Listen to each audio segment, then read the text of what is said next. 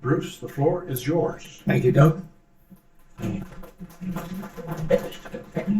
going to talk in three little parts. One of them is the background. One of them is the Canadian response. And finally, as Doug mentioned, I'll be talking about a person I call a Canadian Congolese, because we often talk about an African Canadian or an Italian Canadian, but this is the reverse. This is a Canadian Congolese. And you'll see that I mean later on. We'll start right off with the background. Annual world production of diamonds is about 130 million tons. It's been as much as 180 million tons. No, not tons. Carats. 180 million carats. And this is a very important point, because 130 million carats amounts to about 26 tons. One of the big B&M trucks could carry it away. That's just to put it into context. On the other hand, that's worth about $18 billion. We'll say US dollars, okay? Just, that varies too. That's $18 billion of the rough diamonds. This is before you cut and polish. And one of the things I'm going to do, I'll get this one out first, and I'll tell you why. This has disappeared. This is a box that I opened upside down. This is a diamond that has not been polished. And don't get any ideas up. You're not going to buy a Hummer with this. But what you can do, if you pass that around, take a look, and you can see that it's not got the brilliance of your diamond ring. If you want to put your ring beside it, you can see what the difference is. That's a rough diamond. It's not the whole diamond. It's a top. But we'll get around to that. But this was one of the things that was asked when I said I volunteered to do this. The first thing they said, will you have samples? I think you asked that. Dr. Tupper, you asked me if I'd do that. So there you go. In the production of diamonds, about 80% is what they call bort. It's a poor term in a lot of ways, but anyway, it's the non-jewelry. The money is in the jewels. That's about 20% of the whole total production. So the other thing to realize is that about 80% of the production is from hard rock mines or offshore dredging. It's from projects that cost tens of millions to billions of dollars in investment to get them going. The other 20% is artisanal mining. These are placer deposits. This is mining, and I'm just going to flip ahead here for a minute.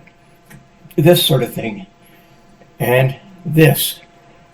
That only accounts for 20%, but it's an important, and that's really what we're talking about tonight, is that 20%. So if we go back here to the artisanal mining, and the key things here is that when I was talking about mining the rock, and I'll pass this around too, this is kimberlite, and that's what the diamonds come out of when they're mining in a hard rock mine. That's Canadian kimberlite, and I don't think it's full of diamonds, but you can see what you can imagine, breaking that up and recovering diamonds and being careful to break it up and not destroy the diamonds in the process. It's tricky, but that's another talk.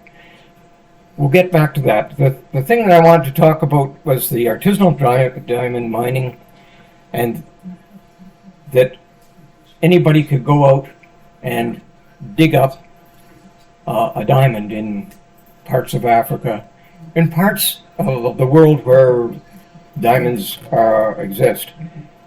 The low barriers to entry into the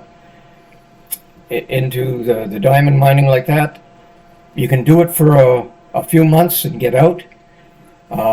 It's seasonal. It's like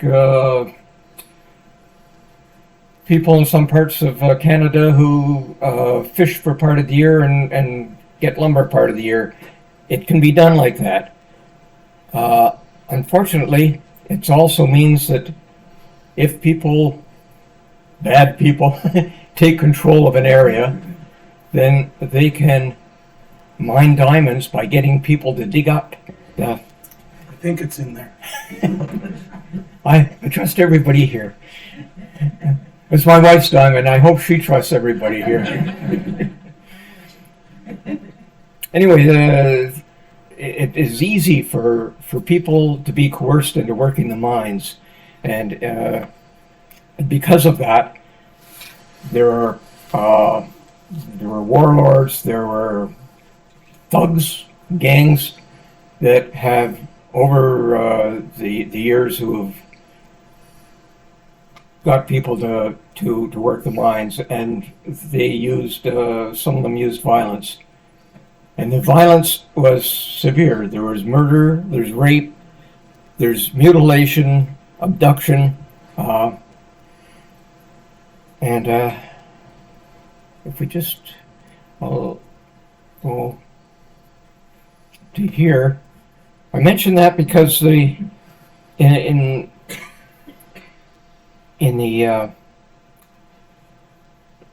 mining like this, the whole business of being able to do this is because in Africa, it's a huge continent. Just to give you an idea of the size of Africa, the country I'll be talking about here is the second largest country in Africa, is the Democratic Republic of Congo. And to give you an idea of the size of this, one of all these countries in Africa, it's the size of Ontario and Quebec, approximately. You put those two together. So now you get an idea of what the vastness of this area is. About 111 million people living there. It's not like it's a goodly crowd. Anyway, that big a territory, that many people, law enforcement is lacking in a lot of it. There's armies are ill-equipped. The politics is upset because a lot of these areas are former colonies, and then you've got people who are interested in overthrowing the government or just setting up their own little empires. And here's this resource sitting here with very few barriers to entry. So they say, I can get my gang to get those people to work my mine, and it's sad. The whole thing about these coercion to work is that it got attention first off in over 100 years ago. In the Belgian Congo, which the Leopold II, who's the king of Belgium, had considered that this Belgian Congo, his own personal fief, and he had his minions go forth and get the people that lived there, many of big population, and didn't have the guns and so on, got them to work, forced them to work, coerced them to work, and it got to the attention of other people in Europe that people were turning up with limbs missing, and this got people upset. And then they sort of cleaned up the act. And then we go forward to the 1990s, and children started turning up missing hands and things like this in parts of Africa, and people got very upset. So this was where we get to this one. One of the groups that got upset was Global Witness. And in 1998, they published a report they called A Rough Trade, and that detailed some of what was going on and got people upset. Global Witness threatened to go out and parade in front of jewelry stores and say, "You're putting a blood diamond on your fiance's finger," and they got the attention of De Beers and the countries like South Africa, and they got the attention of the United Nations. And so the United Nations the Security Council passed a resolution, and they got Robert Fowler, who was Canadian ambassador, to write a report. And he wrote a report that was published in the year 2000, and it dealt with something that had gone on before in Angola, which is just south of DRC, the Congo. In Angola, they'd had a civil war, and the UN had arranged a ceasefire, and part of the agreements in the ceasefire was that they were not going to use the resources, the diamonds specifically, but resources to finance the purchase of arms to continue the war. And that they laid down their arms. There was going to be an agreement that the Savimbi from the UNITA, the rebel force, was going to be part of the government, and the whole thing was going to be no fighting with anything but words. Well, the UNITA was shown in the report by Robert Fowler to be mining diamonds and using the diamonds to buy arms to carry on the revolution, the civil war, whatever you want to call it. And so the report came out, and the UN Security Council said another resolution, we've got to do something about this. We can't let this go on. And they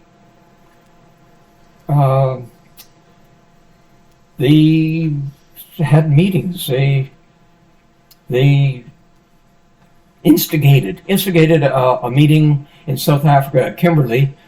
It had the industry, notably De Beers. It had the South African government, Botswana, several other governments. It was a smallish group, not representing the whole industry, but they got together. Their purpose was to figure out how buyers of diamonds could be assured that their diamonds had not contributed to violence. And that was all in the year 2000.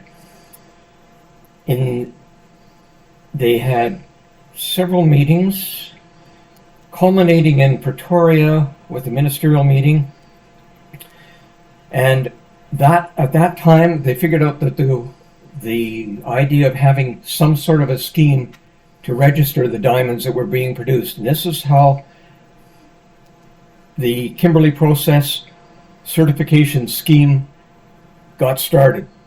In December of 2000, the UN General Assembly this time adopted a resolution endorsing the scheme. And the word scheme is carefully chosen. It wasn't to last forever. It was to say, this is not normal trade. It's a scheme to try to deal with this one problem. And it's interesting because when you start translating this into other languages, we know what we mean by scheme. You've got to translate that into other languages, but we got that. That was one of the things that was going on before we really got started. But around this time, the focus sort of turned from Angola to Sierra Leone, because the kids were turning up without limbs in Sierra Leone about this time. And people said, this is a bigger problem than just Angola. It's not just what was covered in the Fowler report. it was a larger problem. In Sierra Leone, there was a rebel organization, the RUF, that was supported by the president of the neighboring country, Liberia, that Taylor was anyway, Charles G. Taylor, the president of Liberia, who was supporting the rebel organization, RUF, or RUF, and he was providing a way to take the diamonds that were being produced by these people in pits and provide a way to get the diamonds to the bourse, to one of the bourses in the world, or to diamond cutters and pulps. In other words, he was providing the avenues to market the diamonds and to buy the arms. And so that was, at that time, the industry was complicit. De Beer said, yes, we've been buying diamonds from Angola. We've been buying diamonds from Liberia that we know aren't produced in Liberia. They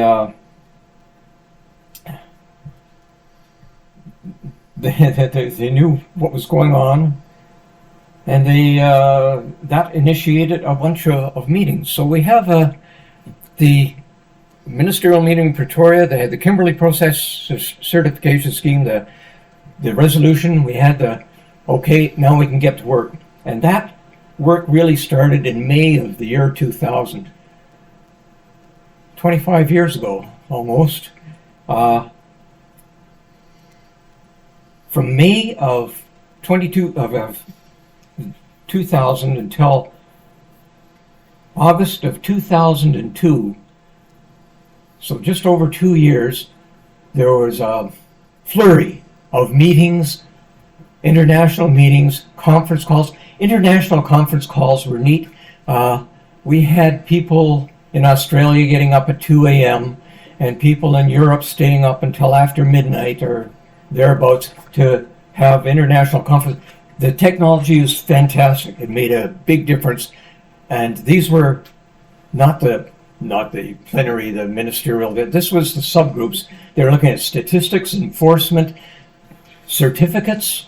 How are we going to actually do this? And they spent 2 years, actually isn't long, to try to organize something like this.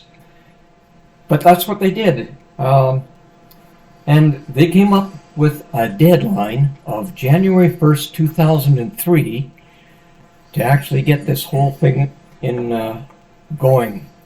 So, hello.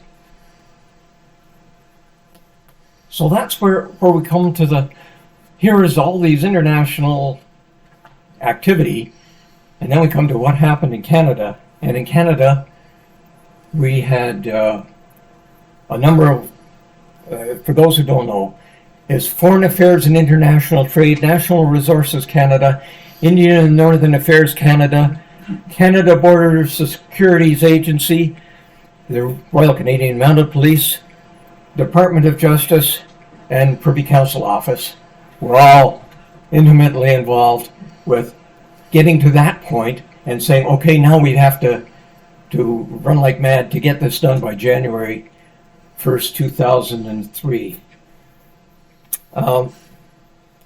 First thing we discovered was we couldn't fit this Kimberley process into our existing laws. We've got laws controlling export, dangerous goods. It's not dangerous. We've got importing hazardous goods. Well, it's not hazardous. It's not arms. It's not. We couldn't do it. So we said we have to have a whole new law. It's not on here, but not only did we have to have a whole new law, but we were going to go against our agreements with the World Trade Organization. This was going to be something that we aren't supposed to limit trade by having a certification scheme. This is not something you're supposed to do. So at one level, there were people from Canada and from other countries went to the WTO, and in fact, Canada led on that. That was Foreign Affairs, going to the WTO to get an exemption. That was that had to be done. Then we had to get legislation. When you get legislation, you've got to go to Parliament. You've got several steps in here. Not only did we have legislation to deal with, we had an industry to deal with, the new Canadian diamond industry, and golly, they wanted us to hit that deadline because they wanted to sell their diamonds January 2003, and they didn't want to be waiting for the process to go ahead. So we had Acadian diamond. I don't think there was a third mine going there, was there? At that time, it was those two, and I better point out Laura Tupper. I think you all know her. She was involved on this. I didn't put her into the slides. I'm sorry, Laura. On behalf of the industry, but we had various. We shared up the work. Canadian Border Security Agency would have to collect these certificates that we were talking about. Indian and Northern Affairs had to talk with industry, not only the mining industry, the jewelry industry, cutting and polishing. The other important thing, and Indian and Northern Affairs was very much involved because they collect the royalties from mining in the Northwest Territories. Well, in Nunavut now, but I mean in the Northwest Territories. So that for those two mines, they collected the money for the Canadian government, and they took this responsibility seriously. It's lots of money. Anyway, and then it was decided that NRCan was a place that would have to manage this process once it got going. The memorandum to cabinet was necessary. That's the first thing before you can take something to Parliament. You had a memorandum to cabinet, and that was Foreign Affairs and International Trade. The memorandum to cabinet we already had to have legislation figured out what we wanted in the legislation, regulations that had to go with the legislation. We came up with Bill C-14. C-14. I was just wondering, I didn't put it in here. I had a kit, one of the kits that we would hand out to parliamentarians about Bill C-14, and it's I don't know how many read the whole thing, but they looked for the part that was of interest to them. We had to go to the Commons committees, the Senate committee, had to meet with people from the different parties to get them on side, and I got to go into the lobby of the House of Commons and the lobby of the Senate. I felt privileged, and talk with parliamentarians. Anyway, we got through that. We got the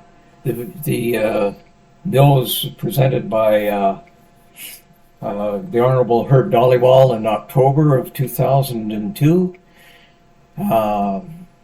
It got through the committees. It got all the talking, and it on December 12th of 2002, December 12th, we got royal assent. Well, in Canadian fashion, I went out with my boss and a couple of other people, and we celebrated very quietly at a bar on Spark Street.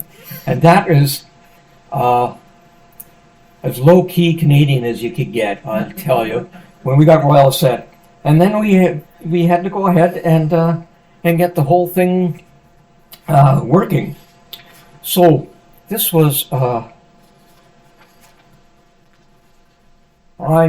I had one other thing I want to mention, and this is on the memoranda to cabinet, and I'm going to tell you about a secret. I got to keep this, but at that time,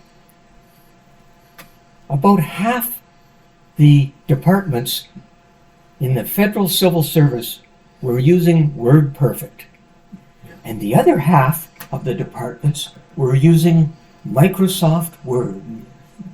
So every time a draft of the memorandum to cabinet went from one department to the other, it got screwed up.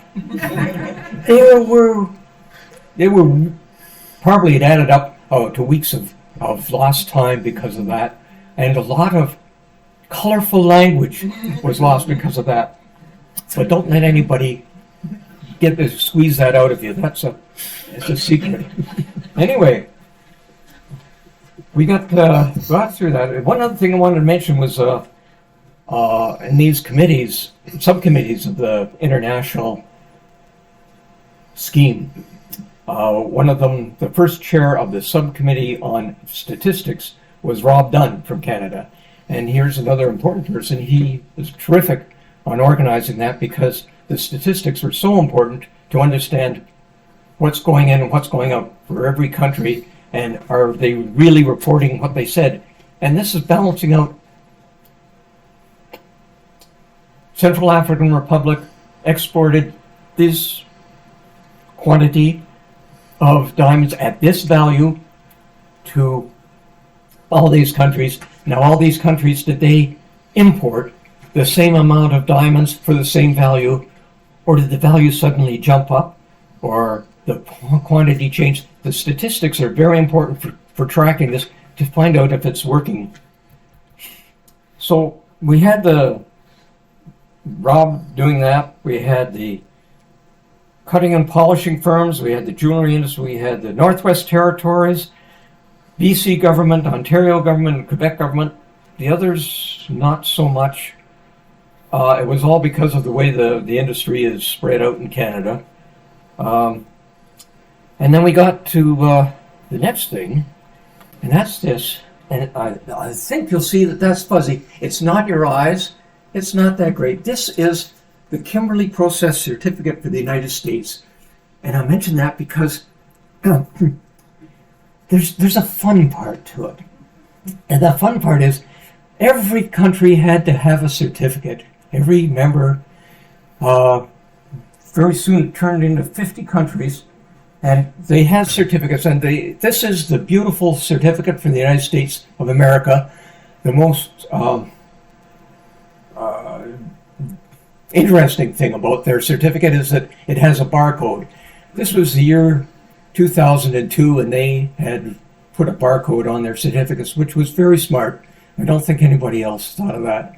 Most countries had their flag or the crest, but this is what Canada had. We got to go to the Canadian banknote company and pick out something that we could use and design a certificate for Canada, and that's Bucky. Bucky the Beaver. Now, Bucky the Beaver. Our certificates have 23 security features. Canada, the Canadian banknote company told, it was Don Long West and I, told us about 11 of them. I've forgotten 10 of them. But they don't even tell us about the others. But it was they took it very seriously, and it means that when a certificate comes in, it's not going to be forged. If another country has a doubt about a certificate that went with our diamonds, we can verify. So that was the fun part. Then we come to the next part. This is a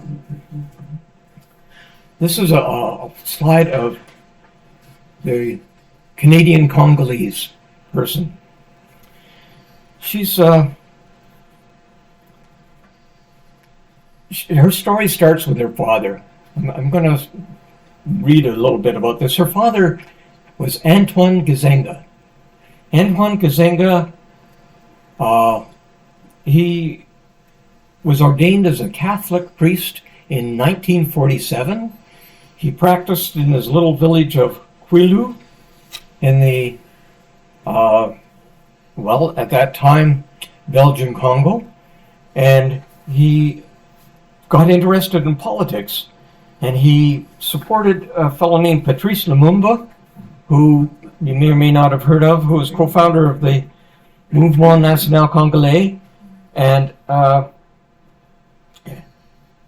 as time went on, the 1960 Belgian Congo got its independence from Belgium. They formed a government.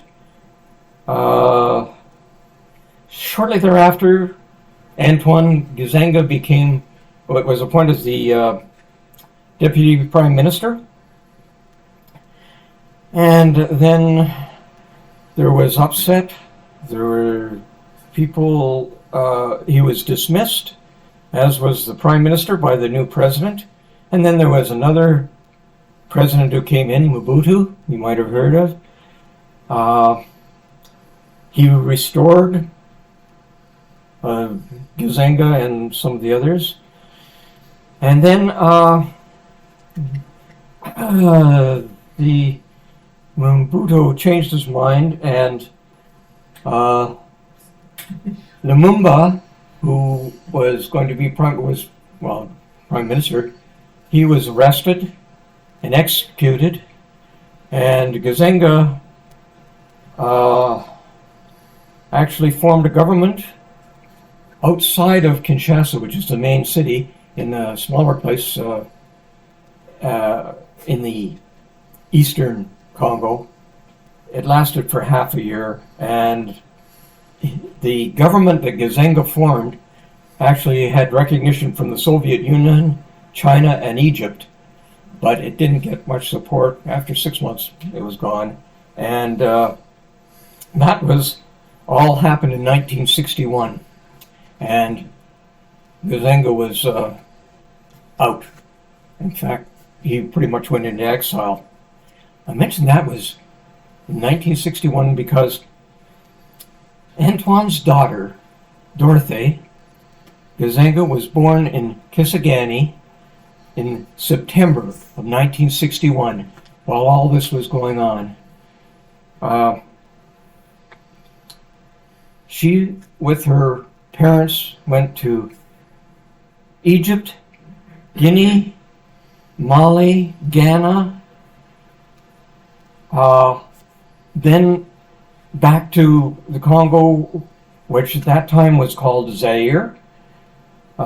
Served, she was back there with Zaire. Her father was joined the government of Kabila. And then things are upset. They had so many problems there. So he then moved to France.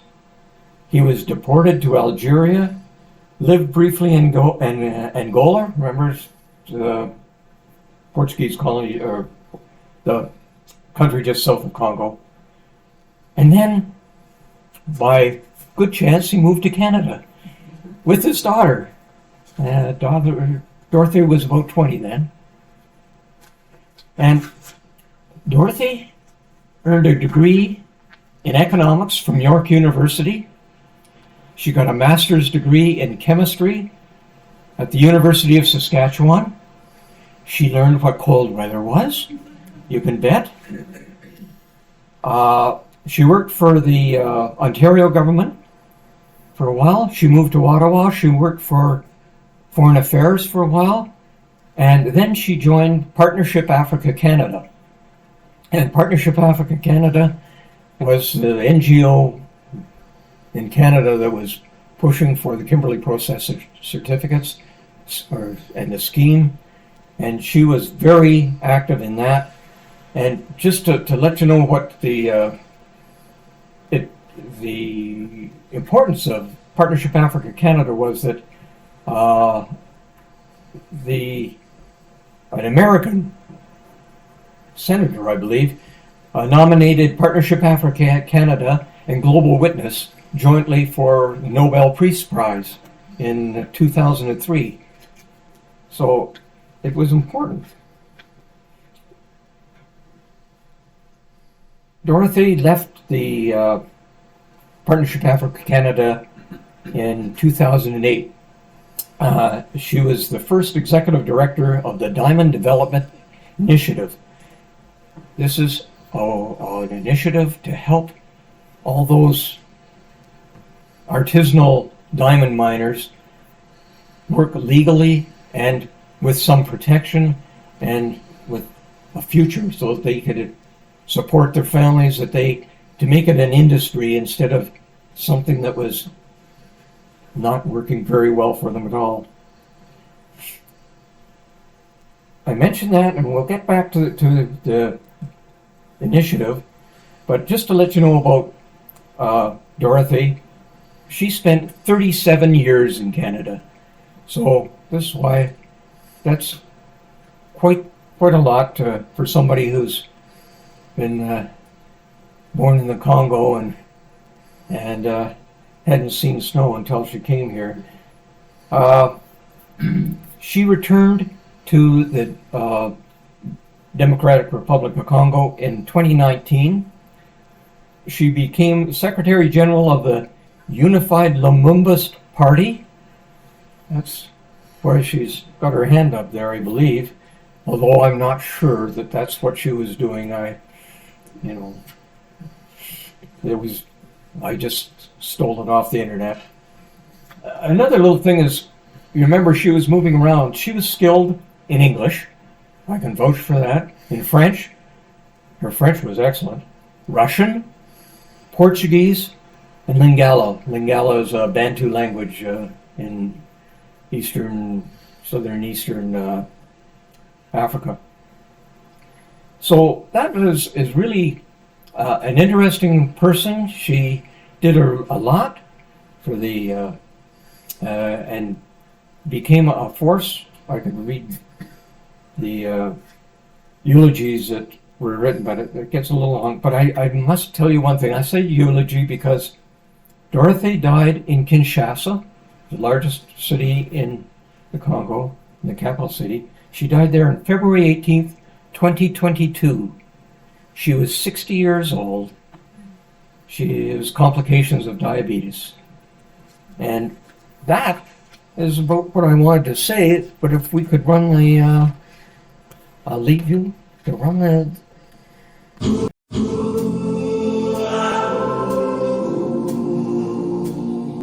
I've always been a person that wanted to make a difference in people's lives. So I've always had this compassionate streak, always wanting to be doing something big, something that will make a difference.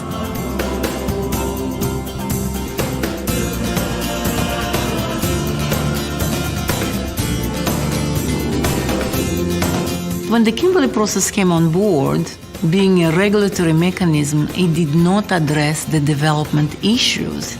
And so that's why we created DDI, to address the issues that Kimberley process didn't cover. We go beyond the regulation, we deal with development, and we're changing, transforming people's lives at the same time as transforming the economies of the countries where those people live.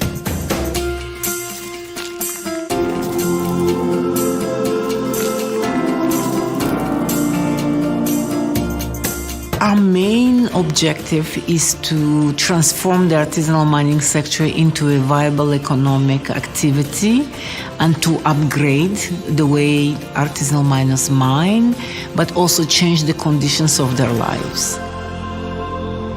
And so, retiring children from the mines, registering, formalizing the miners, giving them educational tools, knowing the price of the diamond, all of that will allow them to have better pricing, more monies for themselves, to send their children to school, etc.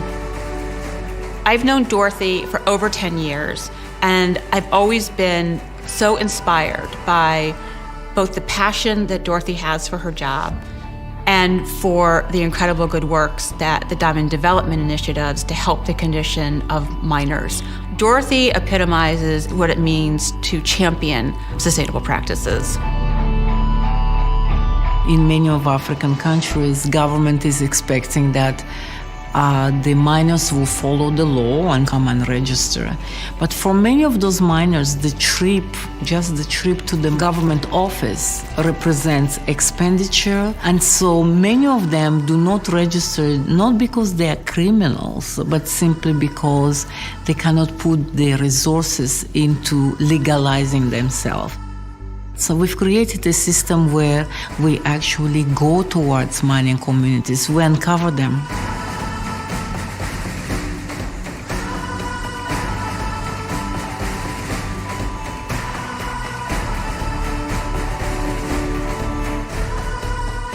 So once we gained their trust, we conducted needs assessment. And we asked them, what is important to you? What would you like to see happening? Overwhelmingly, their response was that they wanted education for their children.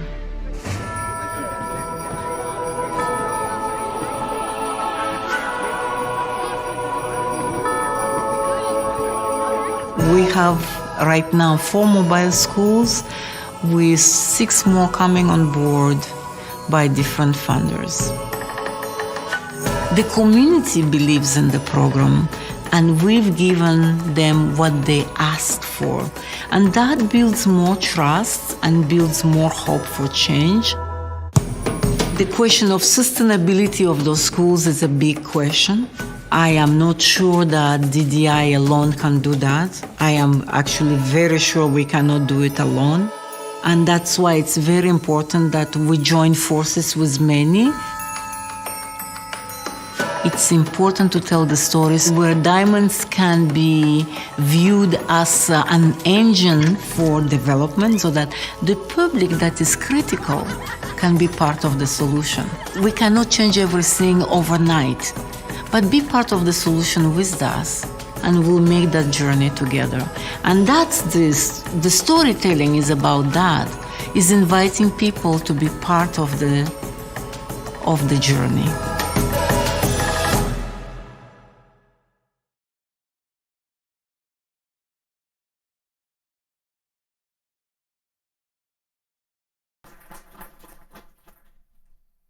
Some questions. I'm sure that you've got some. I've got lots. But who's first? Owen. Bruce, at what point was Robert Fowler kidnapped? Before he wrote his report?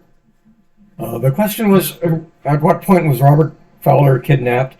And I don't know. I recall the event. I don't remember when. Who was after?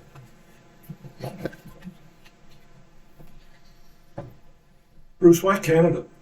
You know, why would Canada be centered out as being, was it just because Robert Fowler was the first one and he was Canadian, and that's why this work came to Canada? 'Cause we're not a big player when it comes to diamonds. Why was Canada picked? That was the choice of the Secretary General, as I recall. He was, and I don't know why. He was the right person at the time. He stuck his hand up and that was it. I don't think he actually volunteered so much. You know how people get volunteered. I think it was more of that case, but he took on the job and did a great job. I have a couple of very probably simplistic questions. So you have these certificates. How does that work? I mean, who you arrive with these diamonds? Who says that they're legitimately mined? Okay, the question is, how does the certificate scheme work? Yeah. And the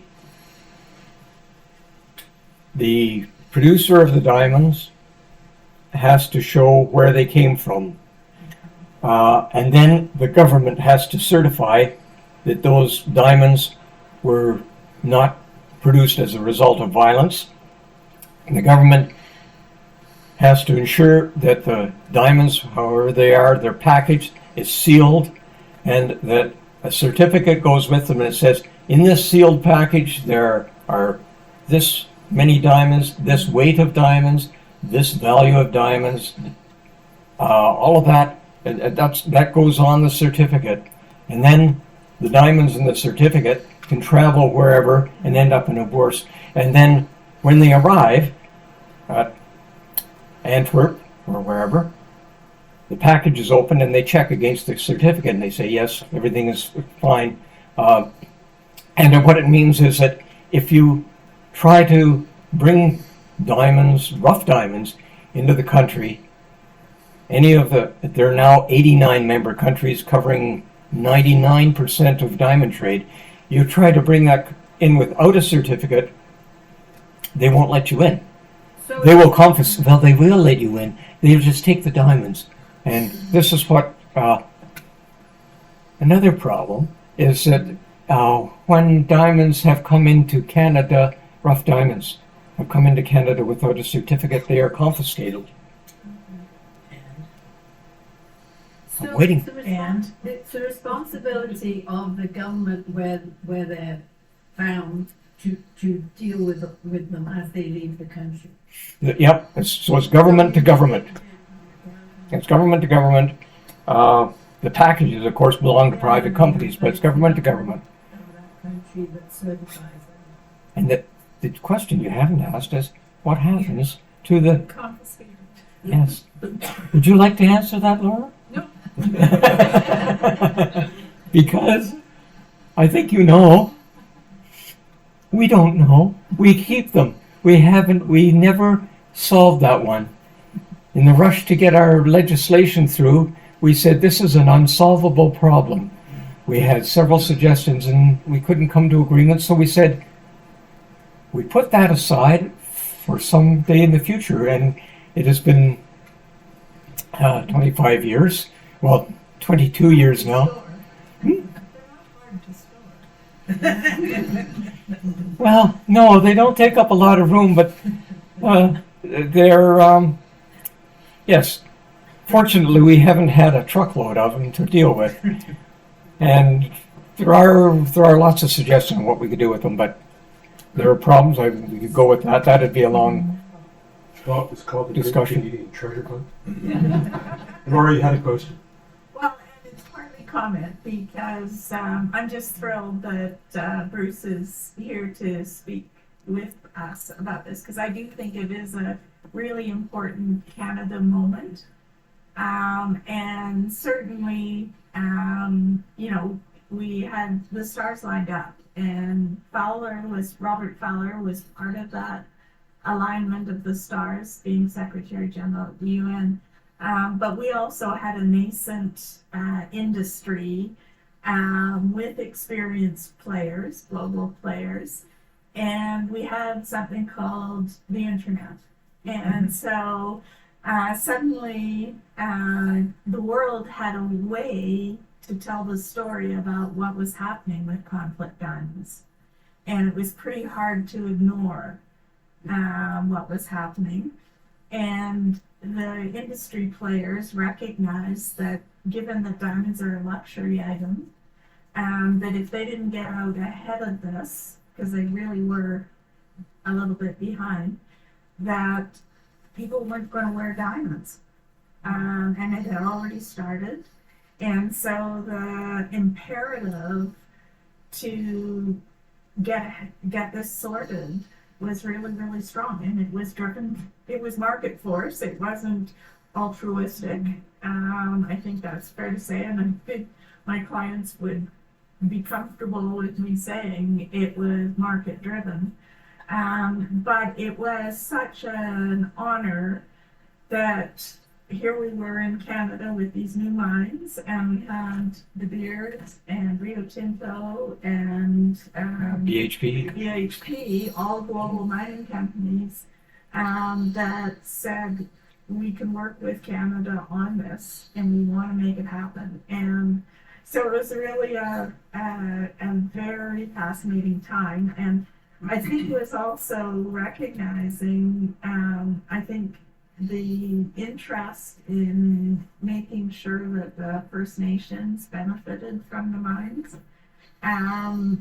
That, I think, was a driver as well. But you know what? If we can't take the reputational damage that is happening in other places in the world, we've got to do this better in Canada. So it was I think it's a really proud moment for Canada.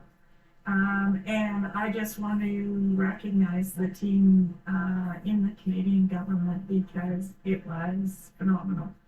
And I don't know whether legislation ever gets through as quickly as this did, but it was well done. And, the folks that were dealing around the world were sure happy that they had such a great Canadian team to work with. So just thank Yeah. you. And really, Understood. sincerely. I had a more technical question.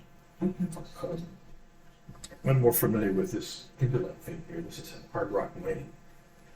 But these folks up here in the picture, they're not hard rock mining. They're fluky. It's a placer system. So how does something that exists like Kimberley pipe turn up to be in one of these places here, like this? Well, here we go.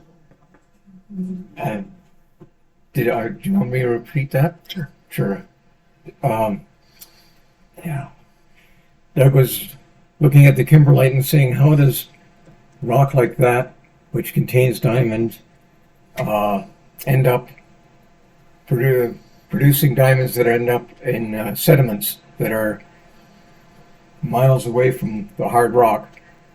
And that's where we come to my extra picture.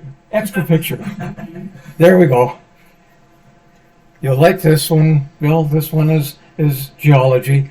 It's a map of the cratons in the world. They're the oldest rocks in the world that are exposed. They were reworked many years. And one of the things about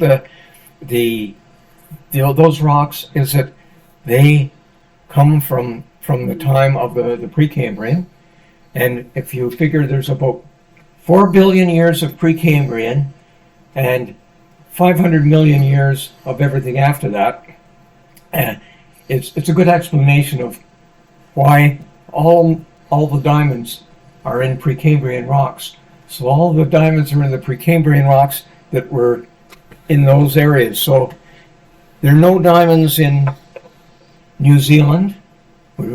There's very few in China. I don't know of any in China, which is a pretty big country. But you can see that there are a bunch of them in Africa, lots in Africa, and in, of course, Canada. And that you see it's distorted, but you see the Great Craton in Canada. It was driving geologists mad that we didn't discover any diamonds in Canada. That's not quite true. There were diamonds discovered in Canada, but they were small. There was one, I think, near Belleville, was about the first diamond discovered in Canada, and it was in sediment. And they couldn't figure it out. Well, there's a whole story that I can't get into why suddenly in the 1994 we got a mine in Canada finally after a century of that. Anyway, the whole thing is that those things erode. As they erode, the hardest materials get eroded a little bit less than the softer minerals, and diamond being a really hard, it gets washed downstream. And this is what happened in India, where diamonds were the first diamond industry as such was in India, and it was all based on the stuff that had washed downstream from their craton, where they'd had here and there they'd had kimberlite, not the whole craton. It's just very, one chance in 1,000 that a volcanic pipe would be a kimberlite pipe and have diamonds. Anyway,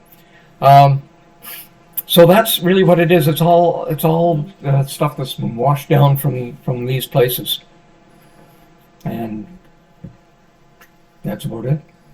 It's just like gold. Gold is nice and heavy, and well, it's not just like gold. Gold is malleable, but the gold washes down, and then you can screen out diamonds. Same way. The same way, but you've got an advantage with diamonds. Diamonds attract grease, and they're attracted to grease. So what you have to get diamonds is you have grease tables, and you wash your sediment, your tons of it, over heavy grease, and you get the diamonds out. Who knew? But if you looked at the diamond that was going around, this is one of the things is that if you handle it, it'll get greasy quickly. So your diamond rings and so on, it doesn't hurt to wash them now and then. They really will sparkle more if you keep them clean. Already remember that. How we're doing for time? Yeah. Rod, get Rod here at the back and then I can bring back to you. Don't worry. Don't worry.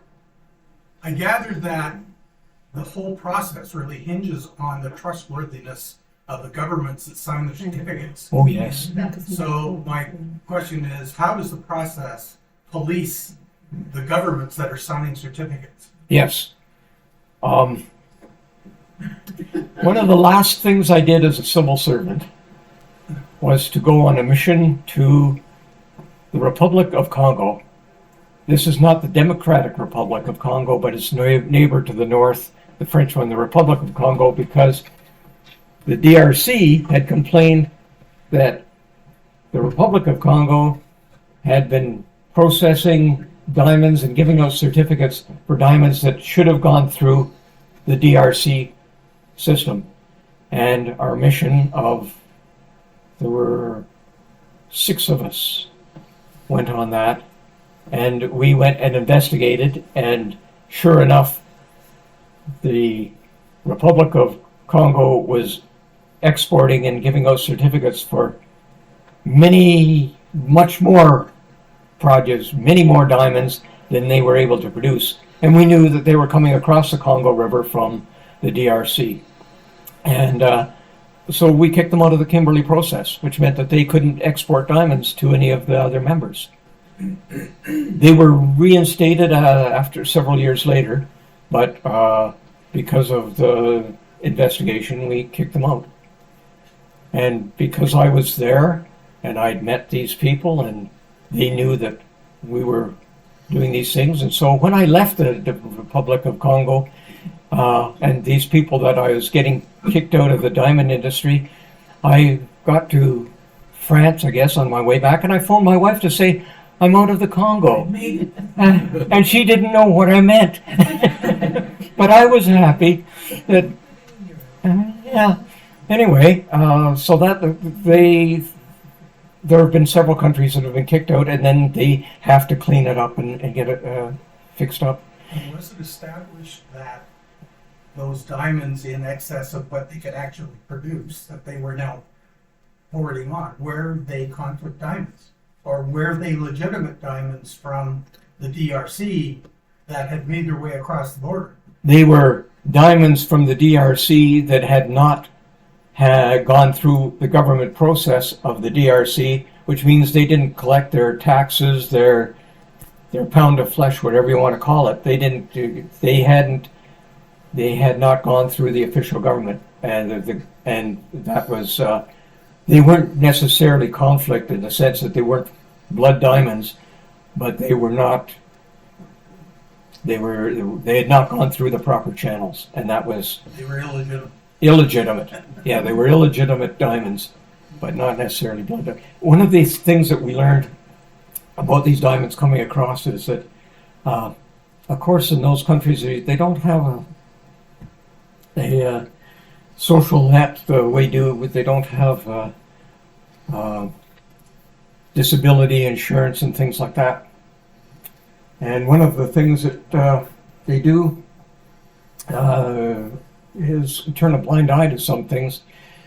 The customs officers in the DRC would turn a blind eye to people with crutches who were coming from, the customs officer in the Republic of Congo would turn a blind eye to people on crutches and so on who were coming from the DRC, and they would be coming on a ferry boat across the Congo. Congo River is a huge river. They'd be coming a ferry boat across the river. They land in Brazzaville, at the Republic of Congo, and the customs officers knew that they were smuggling diamonds in their crutches. And they said, we know that's going on, but we're not going to stop them.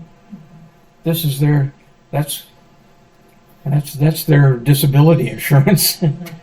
So, we're shutting that down as well. So. Trish, you had one more question? Well, it's a very basic one. You were saying at the first street, you were saying about the 80% of the diamonds are bought and the others are jewelry quality. So when they dig up the diamonds, do they know then right away whether this is Oh. jewelry quality, or is that from specific areas? No. Oh, when they look at them, you saw this. It doesn't look all that much different from. That's not a whole diamond. That's the top. But it looks much like that once you clean it off. You rinse it off. That's not polished. And so you look at that and you go, hey, I got the good one. And if it's that color and sort of spotted, they say, oh, that's not going to get much money. There are several classification systems. Now, I'm looking at Laura because she probably knows better than I do. I'll see normally about 50 different classifications of diamonds.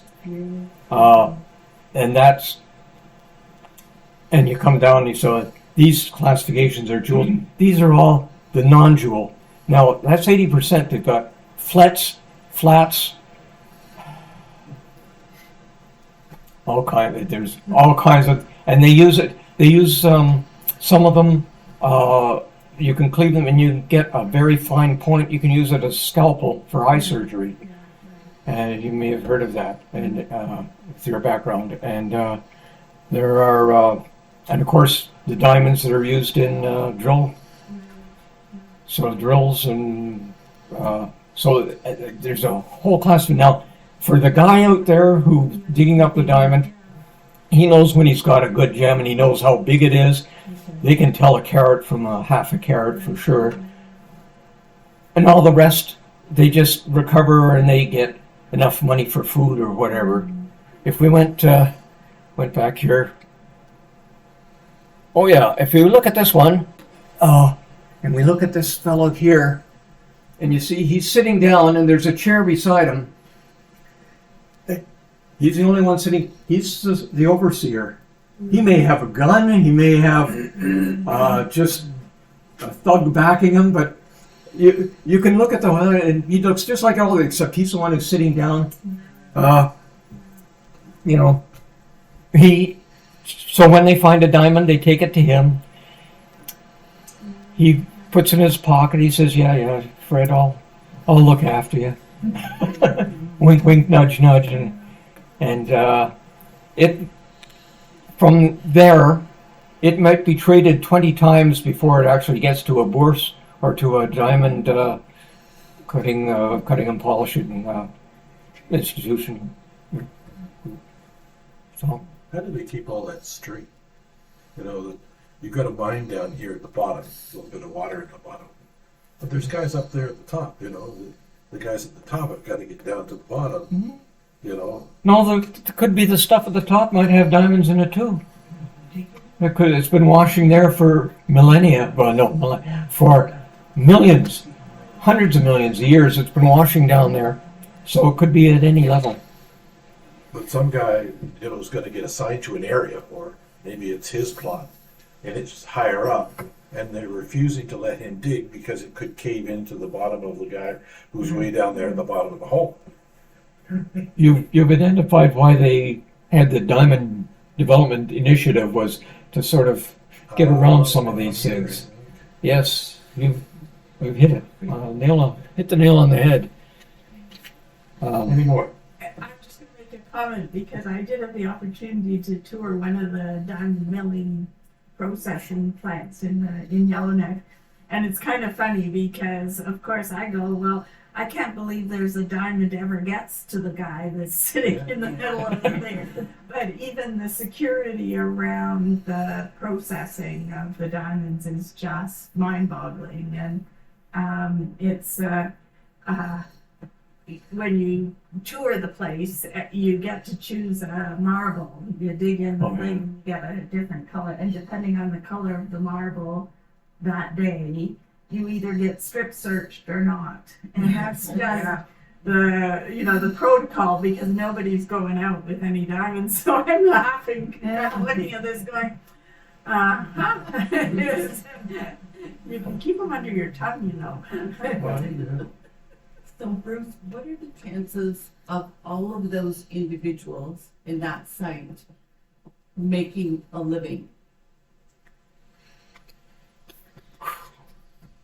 What are the chances of all those people on the screen? There are about 40 maybe people, of all of them making a living. Probably the elite, all of them. Some of them will do better than others. They may be there voluntarily, trying to make a living. That's not necessarily blood diamonds that they're mining. I have not visited one of those sites other than looking at it from the air. So would they be all of those individuals be part of a crew? Would some are they all? They drift in and out. Okay, they're not all employed. They don't show up and then get allowed into that site?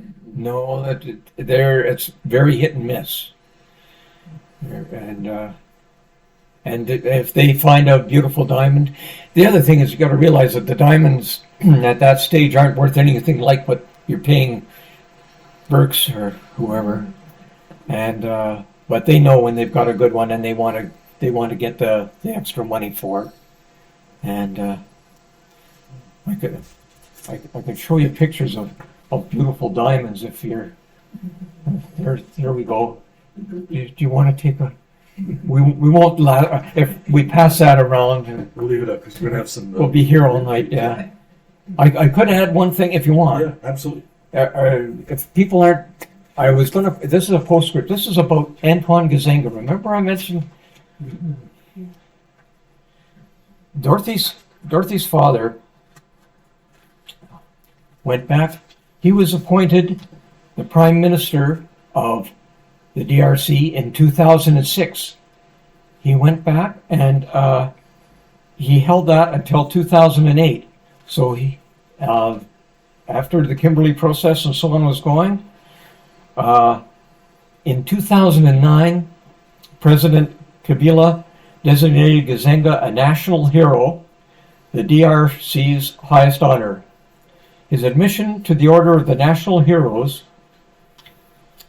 made him its only living member and entitled him to a monthly payment equivalent to the earnings of a prime minister, a residence, a garage with 6 vehicles, a guard including 12 members of the National Police.